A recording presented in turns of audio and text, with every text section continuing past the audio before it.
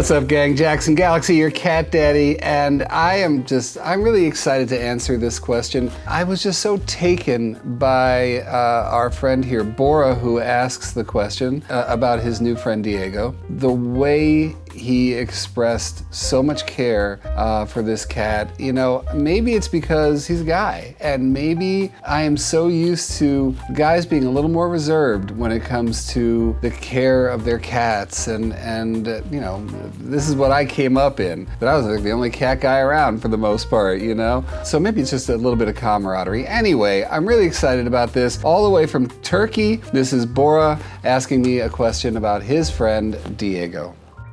Hello Jackson, my name is Bora, I'm from Turkey. I adopted an 8-month-old cat a week ago. First days he just used to hide under the bed, hide under the furnitures. So I black under the bed and furnitures. He using his litter, he drinking his water, he eating his food, there's no problem on that. But he's still acting so shy. He usually using his bed to watch outside, but he's still trying to hide the places like that. He escaped from me when I tried to approach him, or even just walk in the room, he tried to escape from me. But last night he played with me like 5 minutes max. He got his toys, he really liked to play with them. He got his water, football, grass, litter box. A little hiding spot, but he never using this spot. He only let me pet him when he's sleeping or hide somewhere. He never let me pet him when he's on his bed or everywhere. The last 2 nights, I left the safe room's door open. I heard the sounds. He explored the house, but he's scared and come to the room right away. Do I need the door open, or he still needs some time and I need to keep the door closed? Any advices? Am I doing something wrong, or he just needs some time? Yeah, that's it, bro. Thanks already. Appreciate it. Peace, buddy. Say goodbye, bro. We've got a pretty straightforward situation, but it's got some really nice details to it. So here's the deal. Bora adopts Diego. He's 8 months old. But the fact is, this is actually pretty common.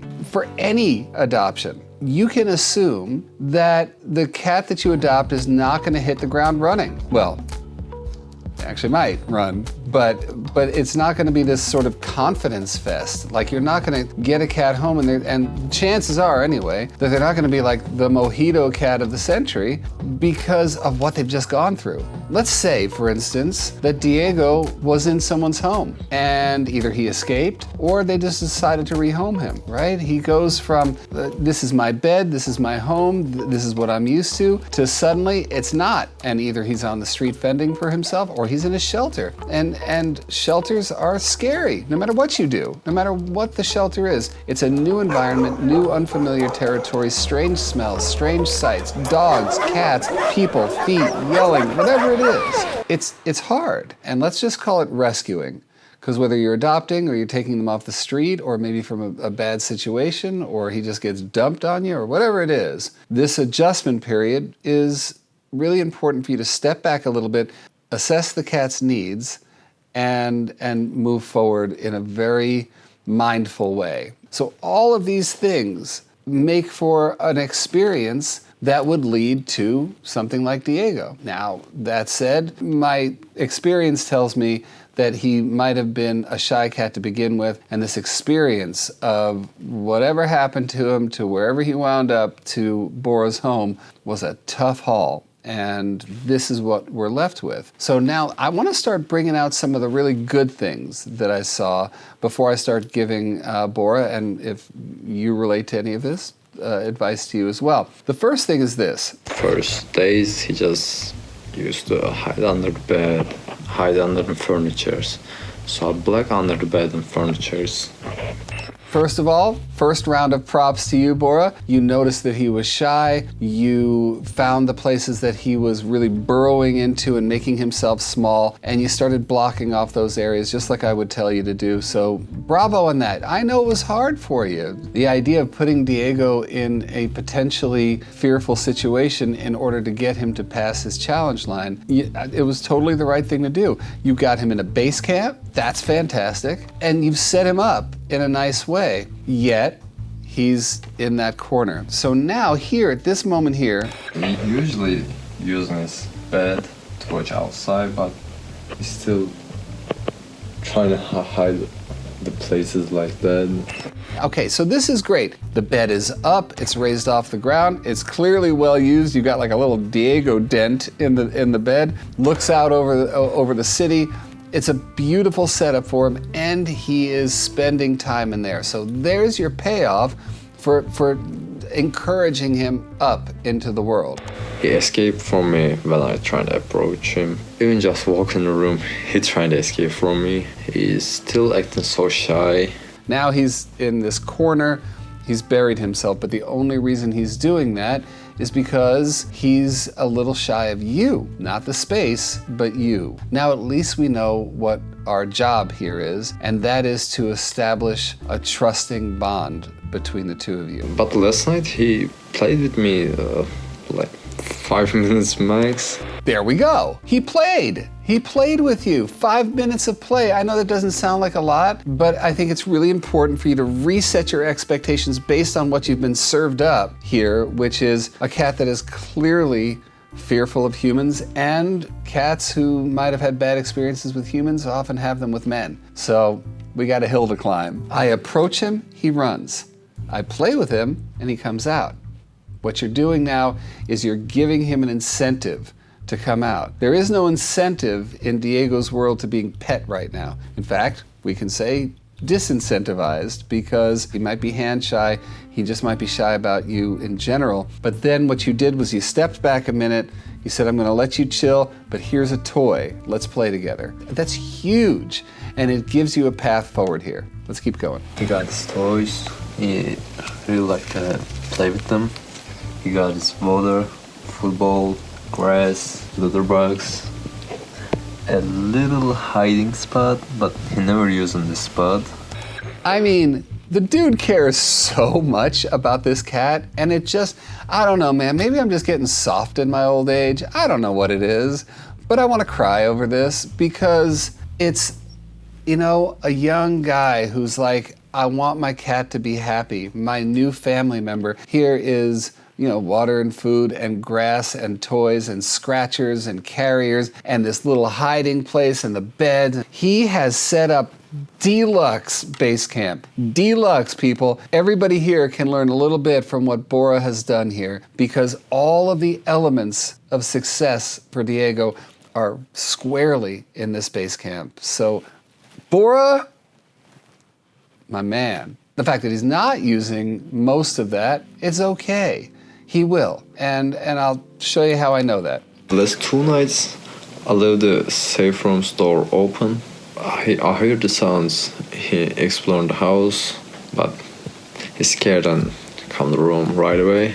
Do I need the door open? I don't necessarily think it's the best thing to do, to just open up the door and let him go without you being around, because then his attachment becomes with territory and not with human. And if we think about what Diego's story might have been before him being with you, probably sort of fending for himself a little bit. This opening the door, letting him out of base camp, not supervising, that whole thing, really just allows him to sort of regress back into that, for lack of a better word, primal state. And I would much rather you be his guide through life, and you're setting that up right away. It's okay if Diego has to hang out in base camp longer. In fact, if I had to hazard a guess here, that's probably for the best. He's just not brave enough yet to explore space in a confident way. Am I doing something wrong, or he just needs some time?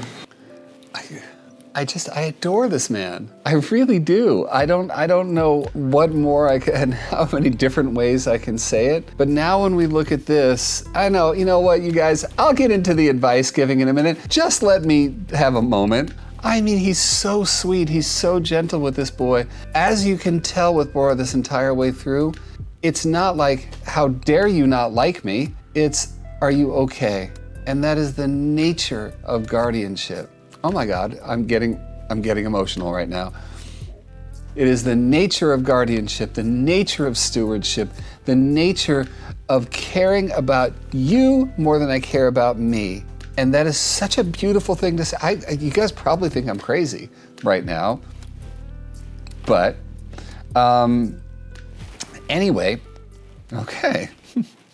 Now that I've just absolutely had a bromance with Bora and the way he is with Diego, now we can start talking about what's the path forward for a cat like Diego. But this last moment where he's petting Diego, and I just love it because it is gentle, gentle touch. But here is where we can start, Bora. Bring a chair. Bring a chair over to the area so that when you come into that area, you can get off your feet. You look like a tall dude. You're imposing. A chair will help. You get down to his level, and no matter what you do at that point, whether it's bringing out a toy and playing, whether it's trying to just reach a hand out to him to see if he'll meet you, which is what you really want to do at this point, finding ways to get him to come out, that's the first gimme, is bring yourself down to cat level. I mean, you can even bring yourself down to the floor and just hang out there a little bit. But whatever it is, you standing over the top of him is gonna get you nowhere fast. So let's start with that. Get down to cat level. The second thing is we wanna start looking at how we can bribe Diego. What is the proper form of bribery that's gonna get you in this cat's heart? And usually the way to a cat's heart is through their stomach, just like, you know, most. And this is after years of working with really shut down cats. I can tell you this, when you get the nose working, everything else follows. If you go up to him, if you're sitting in your chair and you hold out something that's really nice and stinky, and you just see the nose start to go, just a little bit, he's with you.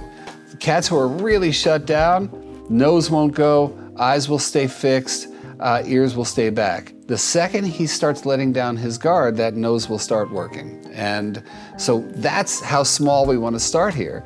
We want to engage his nose. From his nose, then you might get that thing out of him where he just wants to take it from you. Now we can start trying to pull him forward a little bit. Now you can give him those treats a couple of times over. If he's up to just smelling a little bit, drop a few of those treats in his bed. That now provides you with a positive association for him with you and your hand coming towards the bed. Like I said, you can back this up as far as you want to back it, depending on what Diego's temperature is, really. You know, so basically what I'm saying is, if he's not going to respond to that, then that's you're reaching your hand in. Okay, so now we have, hands are just not going to work, right? So now, if we're going to tempt him out, you wait till it's mealtime, you put his food, you know, it could be 2 steps from where his hiding place is right now, and then you go to the opposite side of the room and sit. Just sit. Yeah, you don't stare at him, just try to soothe him with your voice. No hands and no eyes.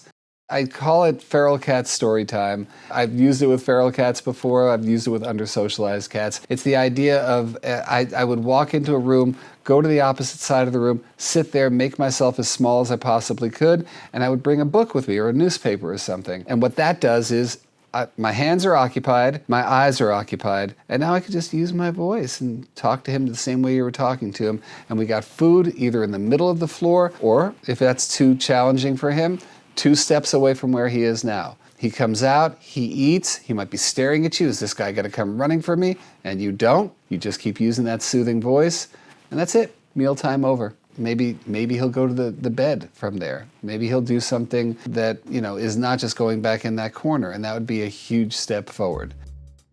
I got no problem with a cat needing to have a hiding spot.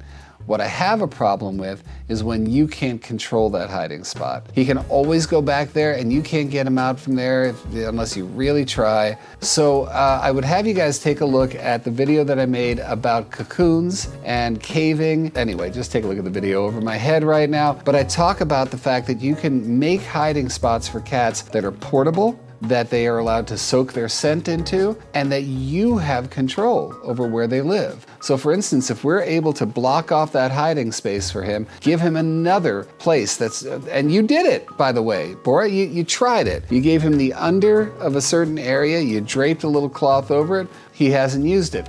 My guess is, once you close off this area here, he will use it, but you can also use bedding. You can use his carrier with something nice inside it to make it nice and inviting for him, but you get to take that and say eventually, I need you to take about 4 steps towards the middle of the room in order to get into your safe spot. We always have to balance safety and challenge. What is too much to ask of you right now, and what's just enough to ask of you right now? 1 paw over the challenge line is all we're asking for from Diego. Like I've said before, Bora, I mean, you've started this in a beautiful way. And yeah, it is going to take time. And clearly, if you look at Diego's body posture, even when he's sleeping, he's pretty shut down. I mean, you look at that body posture, you look at how hunkered down he is, how he's almost like, oh, don't touch me, don't touch me. But as you're touching him, it's not like he's shrinking away or anything like that. I just think that the messaging that he's sending in that moment is too fast, too fast, too fast. So all you got to do is slow it down. Find his exact challenge lines. You got him to play, Bora. That's a huge win. He hangs out in that bed, up, looking out the window. That's amazing. Yeah, you do have to sort of reassess what's a win here, and sometimes with these guys, when they're first starting out, wins are judged by the millimeter. It's almost the way I see it, like behaviorally, it's like a roller coaster, where slowly we tick up the roller coaster. You know, you have that tick, tick, tick, hit the top, and then it just happens. So all of these little millimeter wins that you're seeing here, playing, tick, and the bed, tick, and you know, you can pet him, tick, he's safe in the territory, tick, and then you start doing all the things I'm asking you to do. There's gonna be a moment where, boom, off we go. And I'm not gonna say overnight this is gonna happen, but it seems like you're committed to your boy, that you love your boy, that your only care right now is he okay and how can I help him be okay?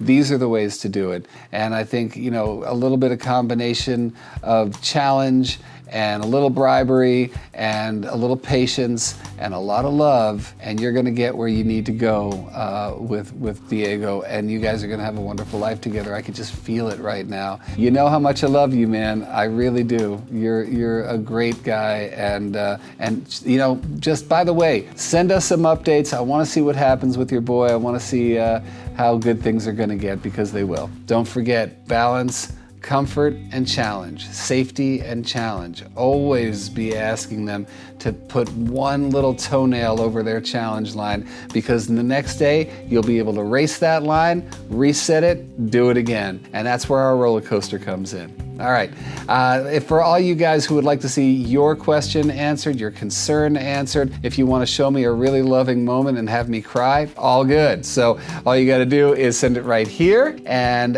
send a video just like Bora did. Show me some video of your cat and ask me the question, and maybe I'll answer it. I would love to, as a matter of fact. And for everybody, listen, subscribe to the channel. You want to see me cry, don't you? And make sure you hit that bell too, so that you get these videos when they come out. Make sure to leave me something in the comments section if you want to see me talk about a specific topic with cats. And yeah, have an amazing week, you guys. Try to make something of it, man. We have learned something over the past year. You guys, we take small moments and we build on them, just like Bora did with Diego. Until next time, all light and all love and all mojo to you.